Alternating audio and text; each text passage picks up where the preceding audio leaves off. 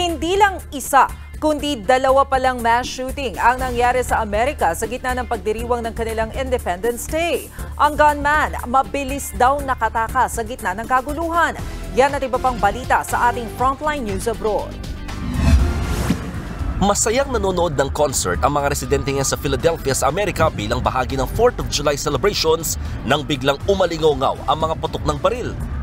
Tuloy ang mga tao napatakbo sa takot. Marami sa kanila iniwan ang mga daladalang ari-arian sa pagmamadali. Matapos humupa ang gulo, 2 pulis ang napag-alamang sugatan matapos barilin ng misteryosong gunman. Nadala na sila sa ospital at ligtas na ang kalagayan. Nangyari ang pamamaril ilang oras lamang matapos ang mass shooting sa Chicago kung saan 7 na ang namatay at 35 ang sugatan. Una na nagpadala ng pakikiramay si US President Joe Biden sa mga biktima at nag-alay ng moment of silence. Patuloy na hinahanap ngayon ng mga pulis ang tumakas na gunman. Sa trahedya rin nauwi ang panonood ng mga taong yan sa ginanap na air show sa Michigan. Sa gitna kasi ng pagtatanghal, isang stunt truck ang biglang sumabog. Sa lakas, muntik pang madamay ang ilang stunt plane na lumipad sa ibabaw ng truck. Patay naman ang driver ng sumabog na sasakyan. Patuloy namang iniimbestigahan ang sanhi ng pagsabog.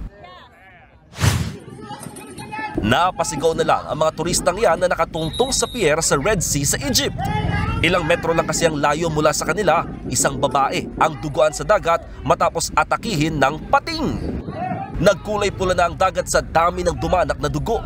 Sinubukan siyang saklolohan ng mga bakasyonista, pero huli na at pumanaw ang babae dahil sa dami ng dugong nawala sa kanya. Bago nito, isang babae rin ang namatay sa kaparehong lugar dahil din sa shark attack. Pansamantalang itinigil ang mga water activities at ipinagbawal muna ang paglangoy sa lugar. Hindi pa malinaw kung parehong pating ang nasa likod ng parehong pag-atake.